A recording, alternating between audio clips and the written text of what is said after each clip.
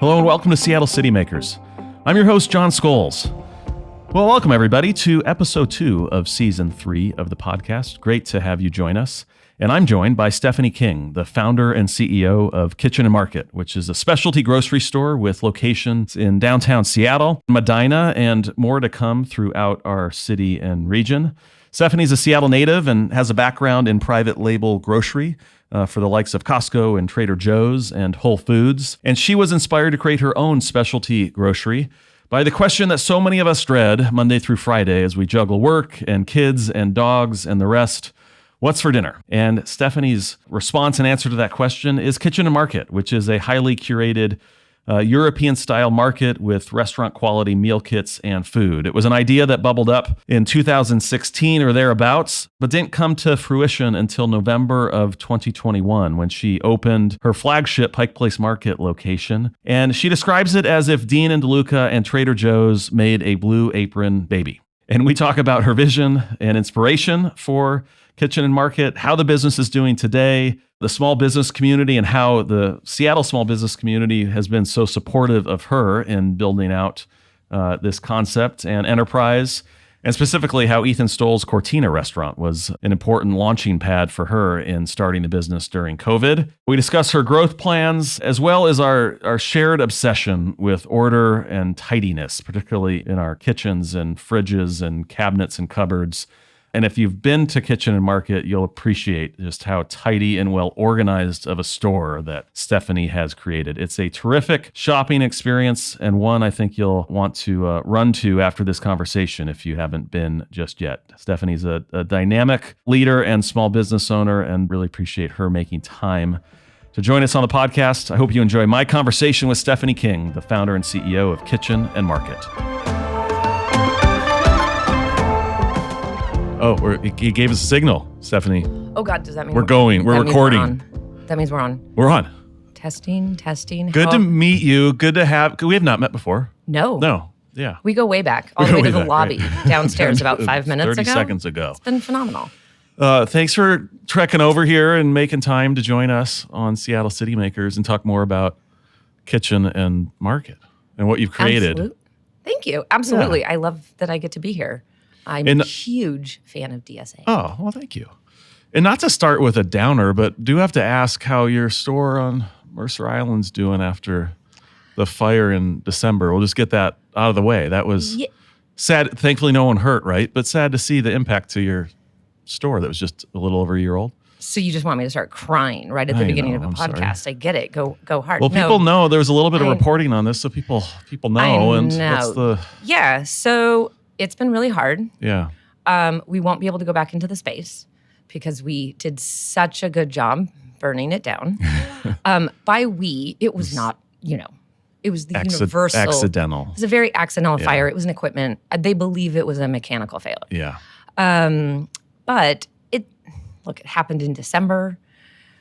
It was a funky time. I'm learning a lot about insurance, and it's been hard.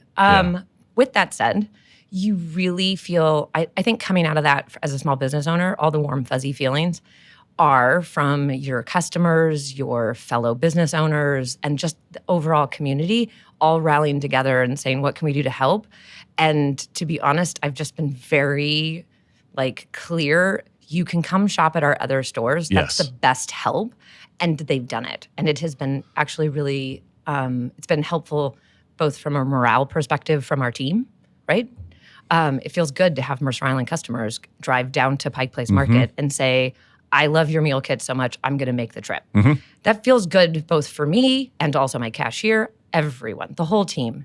We have a commissary down in Soto that we produce all of our products there. That commissary team is not customer facing, but they very much felt the impact and effect of the fire. People rallied around you. And it's been great. Yeah. With that said, I don't really like fires. Yeah. And I would like to not have another one. Yeah.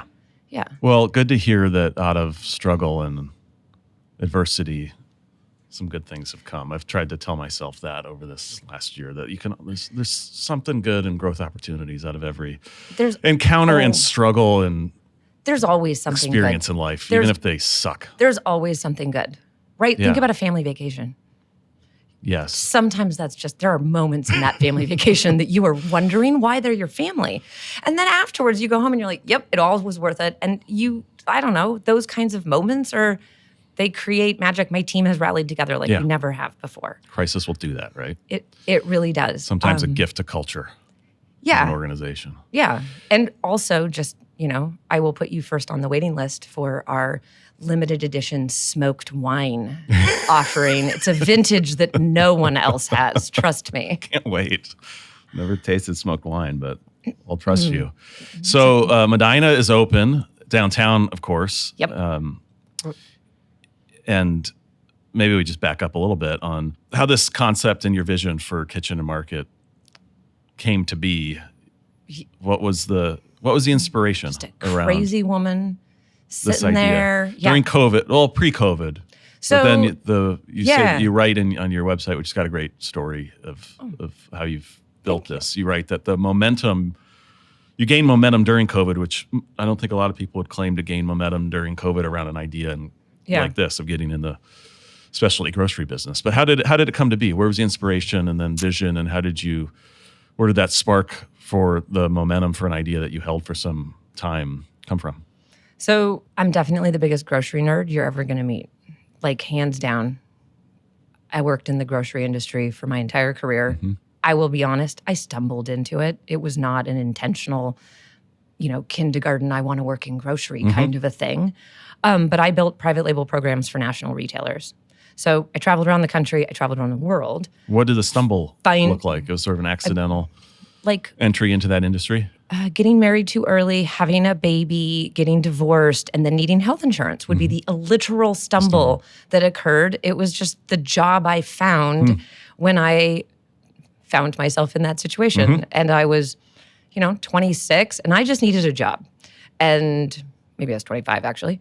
That was it. So I literally stumbled on this job.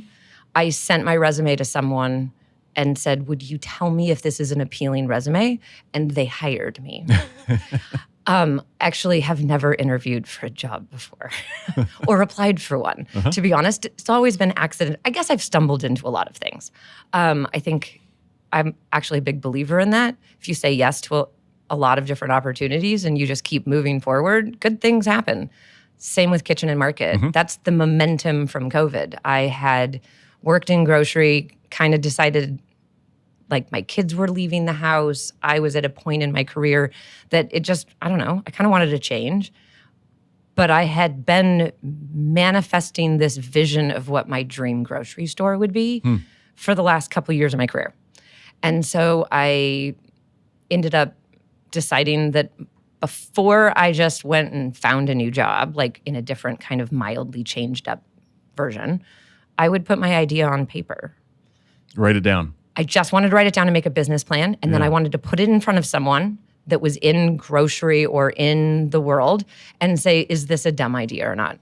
And it was not a dumb idea, was the feedback I got. I went to the Women's Business Center. They taught me how to write a business plan. I had a blast. Highly recommend that as a just community service for anybody trying to start a business. I still go back to my business plan. I don't know if anyone else Who did you read it. share it with first, where you were sort of testing the concept? So Stuart Sloan said he was willing to meet with me for 30 minutes. And I took a one-page version of my business plan. His background, for anybody that is not familiar with Stuart, is QFC. And so I figured savvy businessman and in grocery. And he gave me a couple directives. Like, we met, we talked. I got more than 30 minutes out of him, which I took as a compliment. And he said, well, I think you should do it. I'm super curious. If you can pull this off, that'd be really amazing. I'm hoping he's listening. Was that pre-COVID? It was, yes. So it was pre-COVID. And then I decided, okay, fine, I'll give this a try. Like, genuinely, like Stuart, he's a very intelligent person. He didn't know me from anywhere. And he literally was able to judge this literally from what my concept was.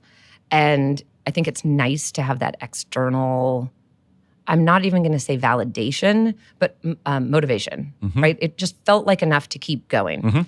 And then So I did. And I ended up meeting a bunch of people. I had a blast going out, doing the whole investor circuit, meeting everybody, learning the pitch deck, all that stuff.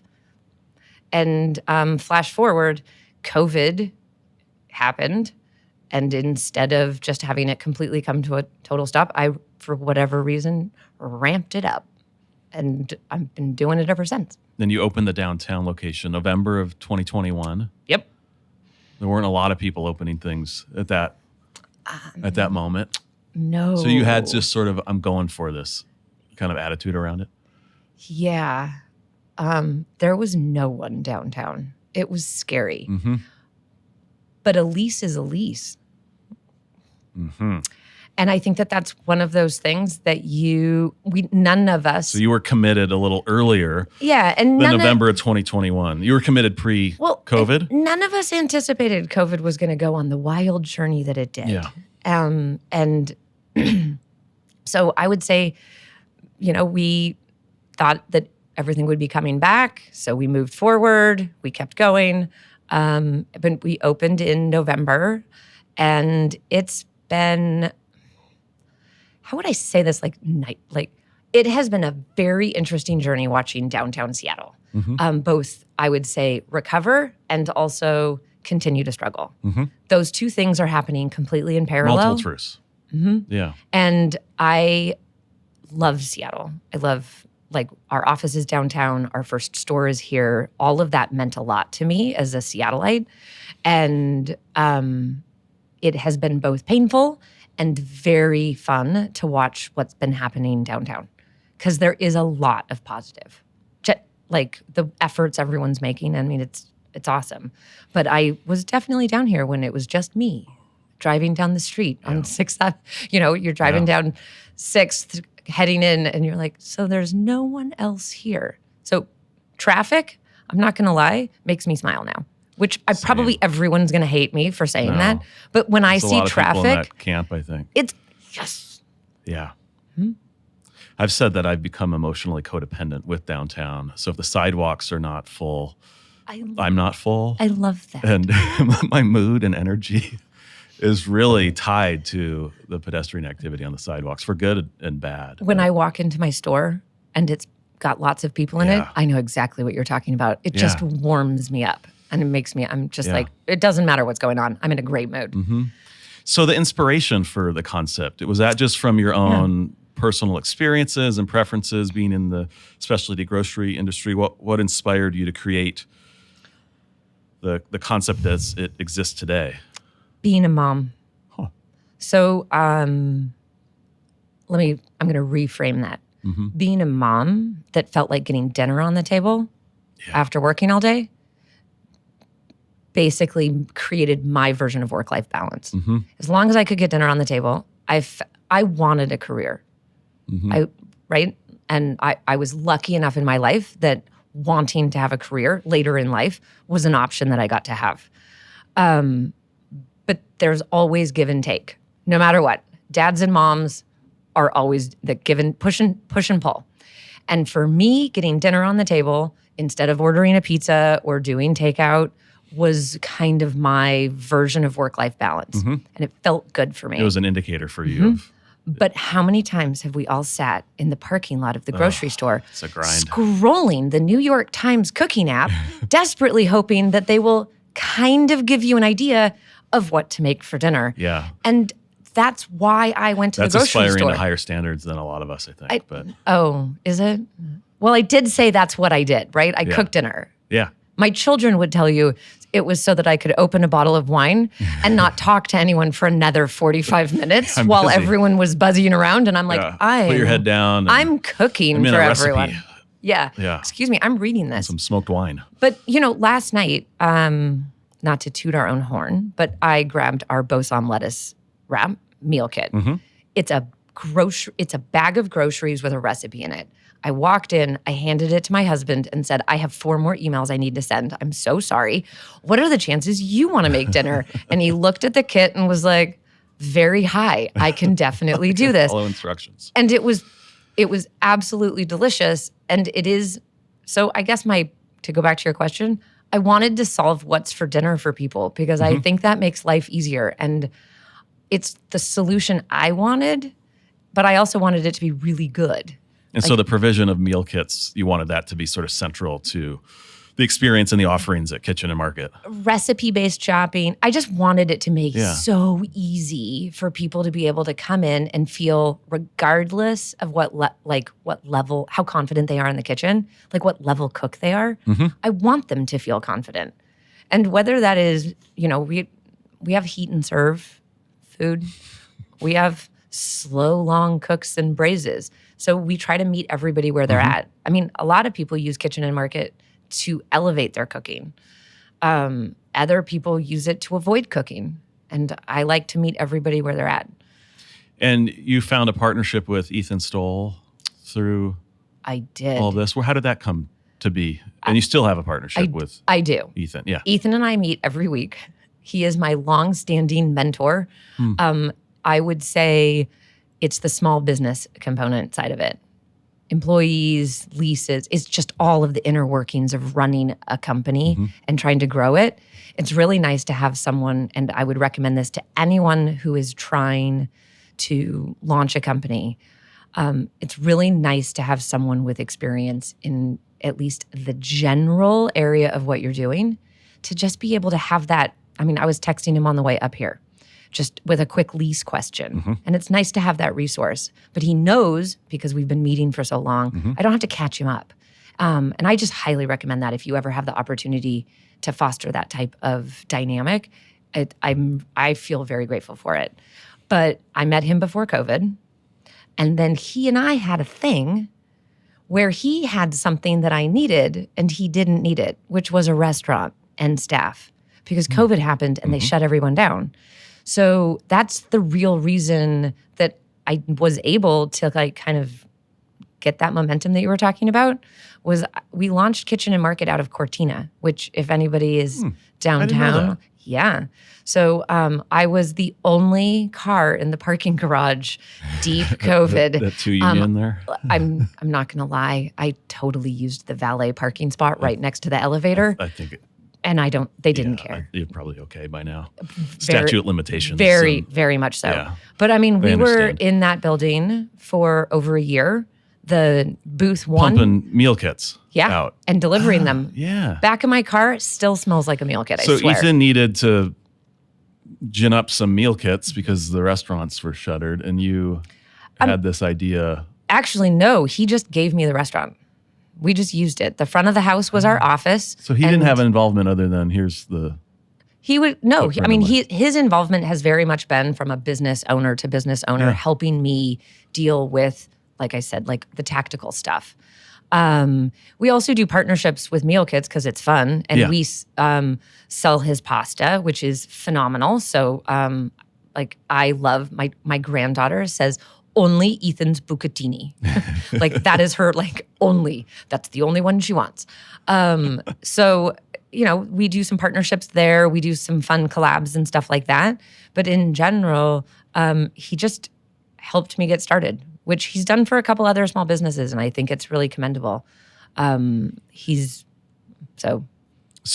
raved enough about him. No, well, just so we have this straight, is he invested with you, or is this more of an informal partnership and support that he's providing because he's a great guy? It's formal. He's on my board. Yeah. And he is, he has a small percentage share of the company that I gave him for this mentoring share. Yeah. Well, it's a great story in how. But I can tell you right now, he's doing it because he believes in helping small businesses grow, not because there's anything in it. Which I actually, to add something, he's really inspired me that that's part of what I would like to be able to do when all is said and done and I'm able to take my foot off the gas just a little bit. That is the entrepreneur and the business owner that I aspire to be. I would like to mentor people. I would like to help people walk through, you know what? This is how you do this. And be careful. You do you. You pick your own everything. But just here's some guidance from what my previous experience was. What are some of those lessons learned from your last couple of years of opening a business during a pandemic in a downtown that was pretty quiet? That is going to be a lot harder than you think it is going to be. It's going to take longer and cost more line that everyone tells you.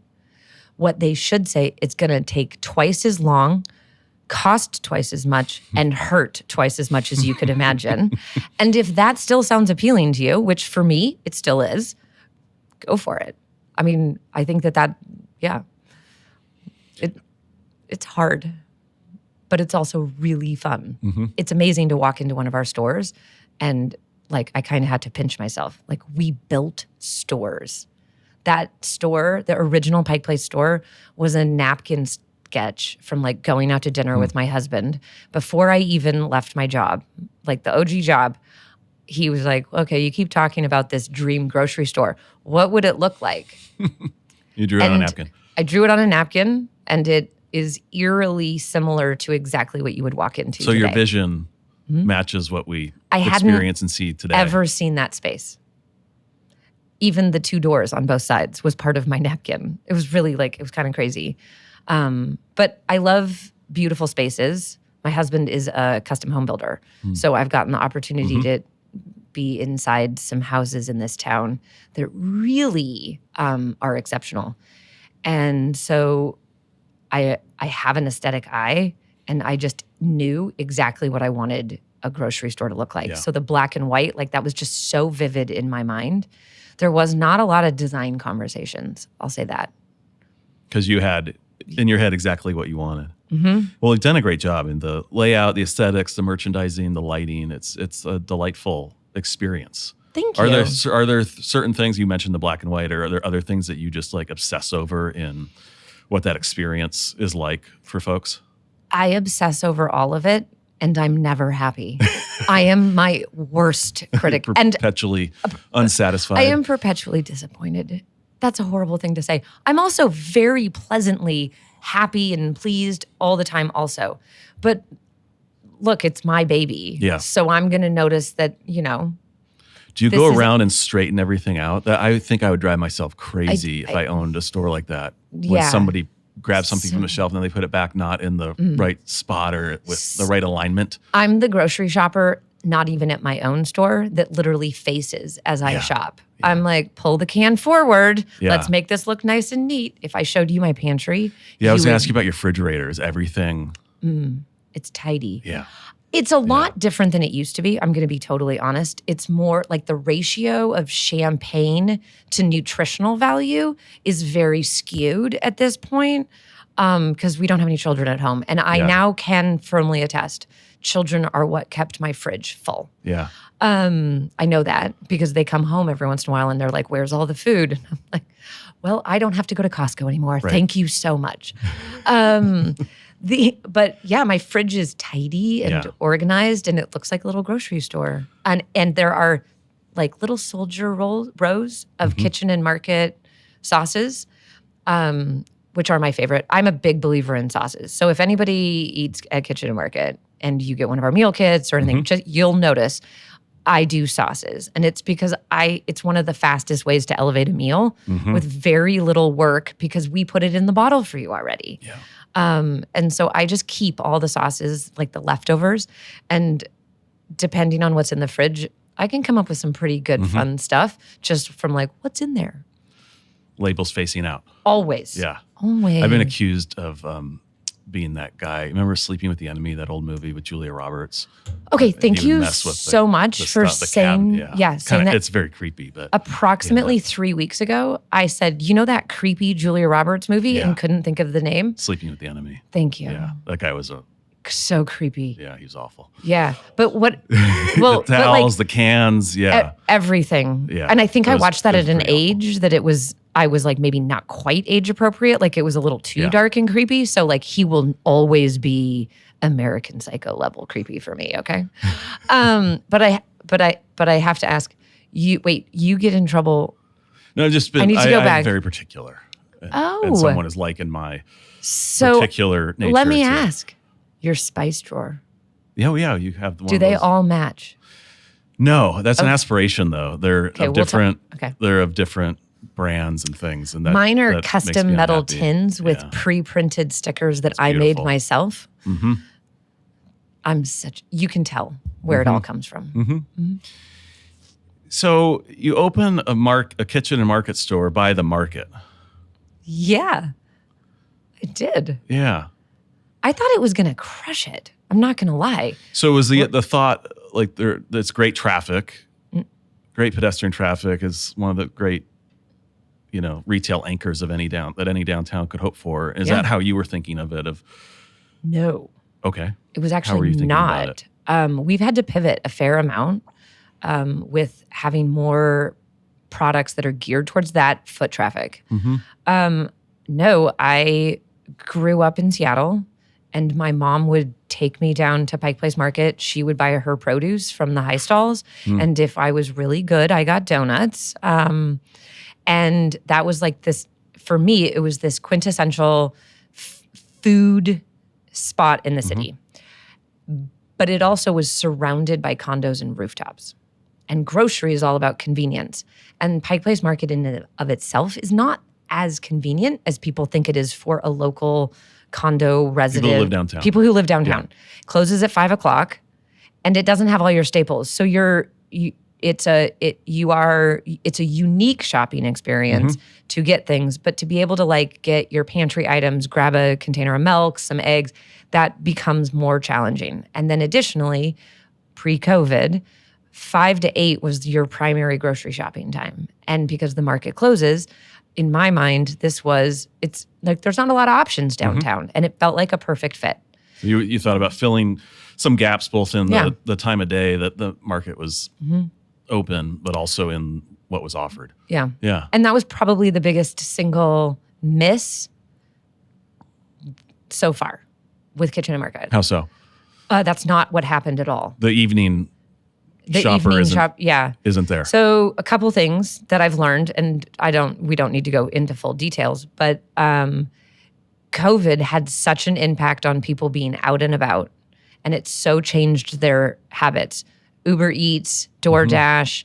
I just think a lot of headwinds arrived right at a time, and that was something that was uncharted territory. And I think really the assumptions I made ended up not playing out perfectly. With that said, I am watching people like locals come down. We're figuring out what we can do to retry it. I put a ton of effort into trying to attract locals to come down the first year. In the perils of small business, you open other locations. You have, my leadership team has changed. So the like my marketing director, love her to death, but she did get an opportunity to move back to Boston. And I'm an at-will employer, although she knows I would love to have made sure she stayed here. But that was her focus, was drawing the downtown, right? And then with her departure and the shifts and changes in the company and opening Mercer Island and redirecting our focus, some of that does fall to the wayside. And now we're picking that back up. And I think the timing is better now. We tried so many different things, but it's really hard to do a condo event when everyone is scared to take their masks off and sample product. Right. And that first year of COVID, from when we opened, COVID did not end. That just kept hard to connect going. with people in that environment. So we're working on doing community outreach right now with businesses and condos. Everyone's been incredibly supportive, and that's actually, frankly, part of my goal for 2024. Is to spread that word. Yep. It is a good reminder that you are open after 5, because as someone who lives downtown, I've gone to the market many times, and I get there at 5:05, and you go to Don and Joe's Meats for Socios, and you're like, oh, dang it. Yes. And you had plans to like grab something and go home and for dinner, and just not too far down, come to you.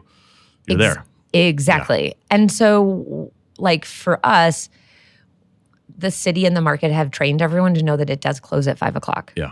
So we need to help spread the word that there is a resource for food down there. Come on in. And then it'll be amazing. The nice part about our concept is it doesn't take a lot to move the needle. So having, I think this goes back to a conversation that James and I had where you guys have done such a good job of trying to highlight small businesses downtown. It really doesn't take much to actually make a small business's numbers work.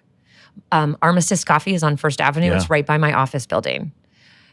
If 10 extra people come in and buy coffee from her, that could be a 10% lift on for her sales for her day. Well, those are important. Those numbers are small, and every dollar truly matters. So I think what I love is these efforts to reiterate that, remind people of that. If we want a safe and thriving downtown, we got to go to the coffee shops. Yeah. And we Small need business, to, we the got to, backbone. it is, it's the backbone. That is the best cure for boarded up buildings or streets we don't necessarily love.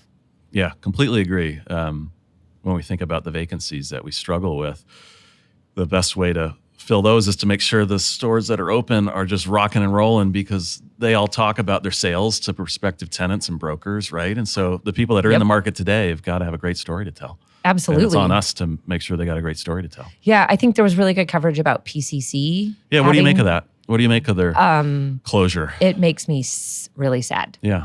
Both as being in the grocery industry and, there's a part of me that's like, oh, good, it's not just me. That sounds terrible, but honestly, that there is always it's a tough industry to be in right now. It's tough. I think that they had a lot of different things that came together, but I think it's heartbreaking for the city. This downtown corridor should absolutely be able to support two large grocery stores and then a really cute, adorable one right in the middle. That's been always my play, but it's, the coverage talks about how many people are downtown. And I don't know what customer count PCC needed, but I know we had enough people down here that we could have kept them. Yeah. And that part's frustrating and hard. I think that grocery is a challenging business. I think we have had issues with keeping product on the shelf. We have a joke. Our trend in sales is that there is no trend. So our buttered chicken is like a really popular item. But there are weeks that we will shrink over half of what we put on the shelf. And then the next week, we will completely sell out before the next, the commissary makes the next batch. And that is a challenging part of grocery across the board, is I can't read your mind on what you want. And so you're taking a guess. And I think that when you look at PCC and the size of that store, like that, I mean, I can see how challenging that was. Yeah. If you just don't have that traffic. And at a period where they opened a number of other stores and had a lot of new expense in other parts of the city and region, right? I think it maybe says less about, that closure says less about downtown than just the tough business and industry they are in and the growth that they've committed to. So something, I'm going to pull out some grocery nerdness here real quick, like I said. Something that we Seattleites do not realize is we are absolutely spoiled and pampered in the grocery world. This is I frankly wish I didn't live here in some ways, because launching kitchen and market, I think this is one of the hardest markets to launch kitchen and market in. Because of the competition. Because of the competition, but by competition, because we have great grocers in this town. Yeah. There are not the Met Markets and PCC. Whole Foods is the nicest game in town in most cities, even today. And I think that we could pull Seattle shoppers and they would not say that Whole Foods is a very nice grocery store at this point, right? But Seattle's just unique. I mean, if you look anywhere else in the country, we have so many. I live on Mercer Island, and we have 3 giant grocery stores for one tiny little island. Right. I mean, and we buy a lot of food. Don't get me wrong, we eat a lot, but like that type of options. I mean, I have a Met Market and a QFC 1 block away from each other. Interestingly, we take it for granted. Mercer Island, best performing kitchen and market. So that is, I think that also might say something about why we have such an amazing grocery. I mean, Town and Country, I don't know if anybody lives near Town and Country, but run to Town and Country. I love them. But we're really unique in this region for having such a wide option, both at a high and, I would say, a value range in grocery. Is there a grocer that's not in this market that you think could make that PCC space work? Is there like a next logical grocer that we should be chasing to? And I'm sure, right, Runstad and their retail brokers and others have probably thought of all of this, but from where you sit, is there somebody that would work in that space? It would be interesting to me to see how a more conventional grocer could kind of manifest, like what they would be able to manifest there. But nothing honestly comes to mind in that, I know it sounds funny, we have all of the great options in Seattle. Yeah. So I think, like, I want a great answer for you, but I don't have one. Well, it'd be more competition and right. And so yeah, but again, like I had two grocery stores on Mercer Island, and that was our best performing store. Yeah. I like, we are a complimentary shop. Yeah. I'm not scared. I mean, like, I like the idea of having, I can't sell everything. We're a tiny, small format grocery store. Last night, I left my office at 7:00. My parking garage is between my office and Pike Place store. So we're literally like as a bird flies, just a straight line. But I had my dog. So I walked to my car first, put him in there, and then I actually just drove around the block. And hot tip at Pike Place Market in front of Kitchen and Market in the evening, I mean, I pulled up literally right in front of the door. We're talking curbside. I got out of the car and had to walk around my car to not go in a straight line into the door. Do you have like a load zone that expires? There's a 30-minute load zone or something? It's a 30-minute load zone, but it is literally empty. Like, I'm being serious. If you work downtown and you're driving home, I would say honestly, between 5 and 8 o'clock, you can be in and out of a Kitchen and Market in under 10 minutes. That's what I did. I was able to buy my coffee, half and half, a meal kit, and some desserts because I had like a craving for our tiramisu, which pairs perfectly with a Bosom lettuce wrap, I can attest. That's probably the only time it makes any sense to drive through the market. Yes, absolutely. Right? Yeah. But that's Otherwise, we don't advise it. No. In fact, I mean, no, it's a terrible idea. Awful idea. I mean, it's actually a really great way to test your how good of a person you are, and in terms of like as the driver or the pedestrians. As the driver, I think you're testing your patience as a pedestrian too. I think the pedestrians are testing their. I'm questioning the risks they're willing to take in my mind, and then the driver, you're like, please, this is a road, and I need to get somewhere. Is it? It probably shouldn't be. It's a bad decision. It is a bad decision. I'm going to defend my bad decision. Yeah. It's how I can access my parking garage. Yeah. So it's like, I kind of have to get there. But like, I'm in all seriousness, how cool is it that you can just pull up in downtown Seattle right in front of a grocery store, run in and grab dinner? And that's kind of like my favorite part about it is that we are a convenience shop. I want people to come in. I don't want you to spend hours at our store. I don't want you to be stressed out at our store. Just come in, grab dinner, and head out.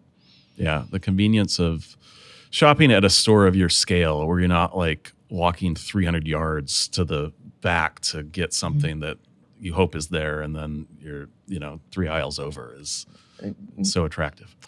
One of my actual problems I wanted to solve with Kitchen and Market was the person standing in front of the barbecue sauce section of a grocery store with that look on their face. And everyone knows what I'm talking about. Like, if I can solve that problem, no one needs 100 barbecue sauces to choose from. They just don't. It's actually why people love Trader Joe's and Costco. Mm-hmm. They have eliminated choice paralysis. Yeah. And that is a real thing in shopping. In life. There's too many decisions we have to make. Totally. Yeah. I mean, there's going back to our, I'm going to say, tidy, organized thing, that comes from that, truly. Like, I think it's like, I would like to eliminate chaos as much as possible in my day-to-day life. Yeah. And if I can do that with grocery shopping, thank you. Completely agree.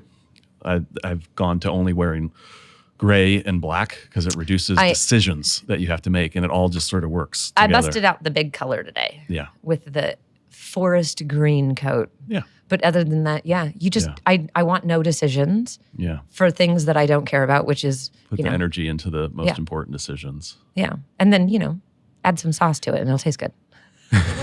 Exactly. So what was it like opening the store and working with the city and getting permits? I hear all these stories of like, we would have liked to be open months ago, but for this permit and this process. And have we made any progress there? What was it like for you? And I mean, there weren't a lot of people opening anything in November 2021, so maybe things went smoothly. But what's your take on what the city ought to be doing to support a smoother opening for folks, faster opening? And what was it like for you? I think there's two things that it was okay. I don't have a solid okay. I don't have a horror story for you in any way, shape, or form. I think the two things that I would say, if there was an opportunity to improve things, I had Ethan Stoll Restaurants' entire team as a resource to help walk me through that process. I cannot imagine not having that as a resource and being not having the resources that I had and trying to navigate that process, even with the best intentions. It's complicated. It's hard. I am currently trying to figure out how to apply for outdoor seating in front of our store downtown. Oh, very cool. I'm very excited about this. Yeah. I think it'll really help draw traffic to both myself and also my existing neighbors around. And it's going to provide a place to actually sit down and eat. Yeah, because you have some grab-and-go stuff. Absolutely. Coffee, yep. Right? Yeah. And so, my first big thing was, well, how do I do that? And I can go online. I'm a pretty intelligent person, I think. I go online and I can look through it and everything, but I have this am I sure this is how I do this? Oh my goodness, a liquor license? Hold my hand more, please. I'm not trying to screw this up, but it's scary, right? And so I think that from it's hard. And I think worry if you don't check a box, you're going to be hauled off to jail as soon as you just figuring open and serve somebody. Figuring things out. This is a really small one, but health permits. I will say this could get fixed. I think it's really crazy that we're not giving building permits before the health permit has been signed off. That seems crazy to me. And I'm just going to throw that out there, and I hope I don't piss anyone off. No, I've heard that from others. It's literally making the city work more. It's making the small business owners work more. And I can't figure out what value it adds because construction is construction, right? And you know what you need to do for the health permit anyways. I need a sink within 10 feet. We have all the guidelines. But I had this issue down in Madison Valley. We're opening that's our next store that we'll be opening is down in Madison Valley.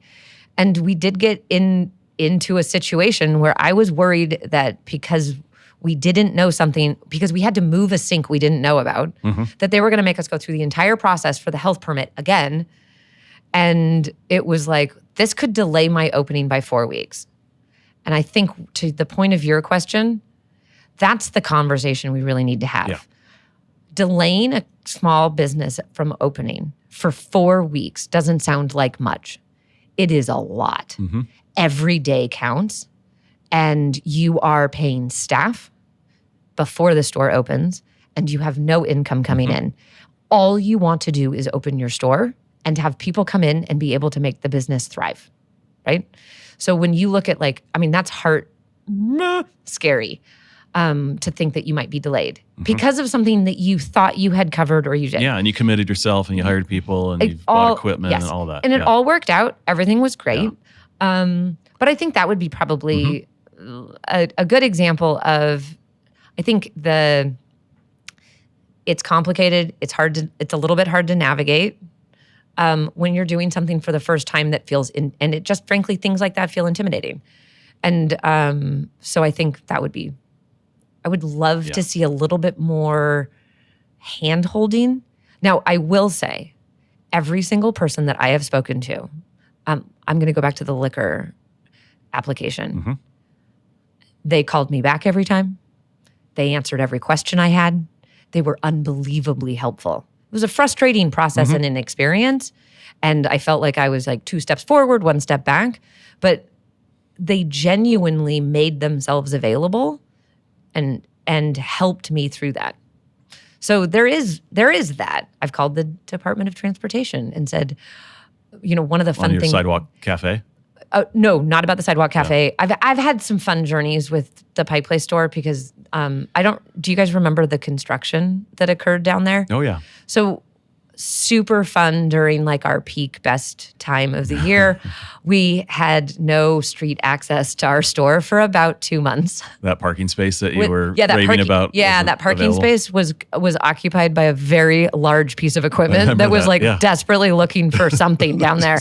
I mean, it was so, they were great. I mean, they couldn't do anything about the problem, but they heard me and they were kind about it. And they said, oh my goodness, we will figure out a way to put A-frames for your store on both sides of the fences. I mean, someone stole them, but they helped. It was the thought that counts. And so I want to say it's frustrating, but I also don't want to falsely say that I think the employees that I've interacted with really go above and beyond trying to compensate for that. Yeah, it might just be we need more of those people, right, to process some of these permits. Move faster. I'm a really big fan of that. Yeah, which would result in not just you being able to open sooner, but then the city's collecting tax money sooner than they would otherwise too. So, are we about to get into a political conversation what about do you the think? IRS? No, I wasn't going there. What do I think about funding that more? Just not specific. I was pivoting. I was segueing to just as you look ahead to this year and your outlook for the city, you're opening more stores. So it seems like you have an optimistic perspective on kind of the state of Seattle. Is that accurate? Or am I stubborn? I don't know. You answer. I have a very optimistic outlook. I do. I genuinely have. I believe the conversations that need to be happening are happening. I spoke to a resident of a condo down by Kitchen and Market, the Newmark Towers. They're above Target yesterday. And they are planning a 30th birthday celebration for the condo. And their board decided that they wanted to make sure that they're getting everything from market vendors, including Kitchen and Market, because part of what they want to do with this is to remind everyone in the towers that we have these businesses down there. Yeah. Just the fact that that we have people in our city thinking like that. I had a woman reach out to me from the Parks and Recreation Department in Medina. So I'm going to say this goes in multiple places. But she said, we have this thing coming up, and I feel like it would be a really great opportunity for Kitchen and Market to get in front of the residents of Medina. Would you like to participate? I mean, those things are happening, and they weren't happening in the beginning. I feel like people are genuinely having those conversations. And that is what gives me the hope that, and things do take time to come around. That's great. Yeah. I love that. Those positive stories. I'm full of them, to be honest. I mean, I love one of my favorite things in all of downtown are the DSA ambassadors. They bring a smile to my face every time I see them.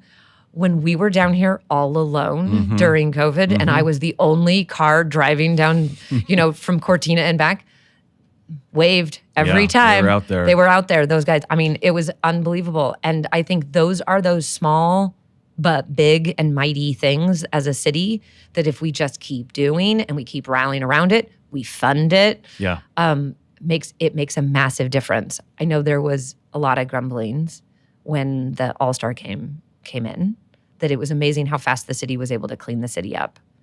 I understand all of those grumblings, but I would much rather have the conversation go, so how do we keep that going? Yeah, how do we sustain it? How do we sustain that? Yeah, that was a great few days. It was. Yeah. Yeah, there's a lot of pride and care and commitment in this town, right, for our city and each other. And it's great to see that. And it's great to, you mentioned earlier, just the support you got from Ethan and kind of other small business owners, this ecosystem and network of small business owners in downtown that support one another, that, show up for each other, that, have formed this kind of fabric that seems somewhat unique to our great city, and how you all lean on each other. People ask a lot about Ethan because he's the person that I speak with the most, and he's kind of front and center, and he's Ethan, okay? But Robin from Hello Robin Cookies, Rachel from Rachel's Ginger Beer, rest her soul, I loved her. That's actually, Rachel's the perfect example. When I was signing my lease for Pike Place Market, she came down, she introduced me. She introduced herself to me, and she was like, welcome to the market. She took me around to all of the vendors. She was phenomenal, so supportive. Yeah. And I have experienced that across the board. And there is, to me, a wealth of phenomenal, savvy women in the food and beverage business in Seattle that all rally together. And they are an impressive, dynamic force. Hear, hear. We have a couple of standard questions on the podcast to close us out. First one, what was your first job that you took a paycheck for? Well, my first job that I took a paycheck for, I never got the paycheck. My dad owned a restaurant, and I came home during during breaks, I would work a lot. I worked a lot to save up money. And I had a 2-week stint for the first time I did this. I worked so much for 2 weeks. I get my paycheck, and on the way home, I was driving my mom's car, and I got in an accident, and I got home, and I handed them the paycheck right back to them. So that was my first real paycheck, and it was a disappointing experience, to say the least. It did prepare me. At least you had the paycheck to cover the... Exactly. Yeah. So that was my first technical real job. But I would say, from a consistent not in the family business, Anthony's Homeport, baby. I was a hostess during college in Olympia. Okay. Don't ask where I went to college. Just kidding. But I was a hostess during college at Anthony's. And that was like my first probably like consistent paycheck. I stayed there. I loved working there. I thought that was fun. It was like a puzzle job. But yeah. Yeah, I worked at the one on what about you? The waterfront, Anthony's. You did? 66, and the Bell Street Diner, the downstairs as well. Host and busser. I am shocked. It was a lot of fun. Anthony's is like, everyone's worked at Anthony's in the city, which I love. So thank you to Anthony's and the family that runs that, because you've done a good job of mentoring a lot. Bud Gould? No. I was waiting for you to say the last name. His daughter is absolutely delightful. Yeah. And only because I am pressured in bringing this up, I cannot remember her name for the second, but she is the CEO of the company. Speaking of powerhouse female women in food and beverage in the city. They've built quite an empire. Yes.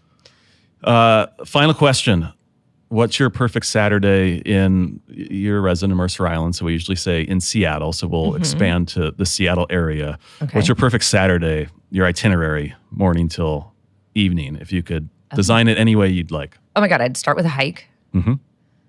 And then I would have the world's best boozy brunch. Where are you going for that? Ooh.